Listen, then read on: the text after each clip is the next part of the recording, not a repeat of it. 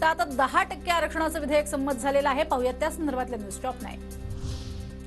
मराठा आरक्षणासंदर्भात आज काही सांगता येणार नाही. आरक्षण सुप्रीम कोर्टात टिकेल की नाही याबाबत शंका. मराठा आरक्षणावर शरद पवारांचं प्रश्नचिन्ह. मराठा समाजानं जागृत राहावं. पानं पुसण्याचं काम ही तांत्रिक बाब. अधिकार राज्याला नव्हे तर केंद्राला. निवडणुकीच्या तोंडावर हा निर्णय, याला अर्थ नाही. राज ठाकरेंची टीका. मराठा समाज आर्थिक मागास पण सामाजिक नाही. विधेयक मंजुरीवरती गुणरत्न सदावर्तेंची प्रतिक्रिया. तर हे सरकार निष्ठुर असल्याची ही टीका. आरक्षणामुळे घर सुखी होतं तर शेतकऱ्यांचा प्रश्न सुटल्यानं देश सुखी होतो. जरांगेंनी अभ्यास करून पुढील रणनीती ठरवावी. आंदोलन मागे घेऊन मराठा आरक्षणाचं स्वागत करावं. बच्चू कडू यांची भूमिका.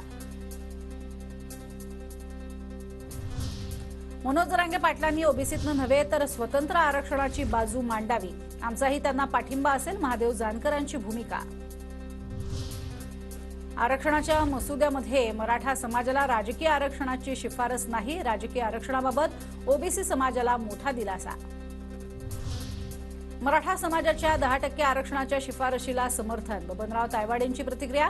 आमच्या आरक्षणाला धक्का न लागता मग आम्हाला आंदोलनाची गरजच नाही. अहवाल आल्यानंतर अभ्यास करून बोलू, असंही वक्तव्य. खरे मराठा असाल तर आरक्षणाचं स्वागत करा. ठाकरेंच्या कानठळ्या बसतील असा आवाज यायला पाहिजे. भरत गोगावले यांचा फोनवरून कार्यकर्त्यांशी बोलताना व्हिडिओ समोर. एकमतानं मराठा आरक्षण विधेयक मंजूर झालं. विधेयक बाहेर का विरोध करतात हे माहिती नाही. अजित पवार यांचं वक्तव्य. तर भुजबळांच्या भूमिकेवरती मात्र अजित पवार यांनी बोलणं टाळलं.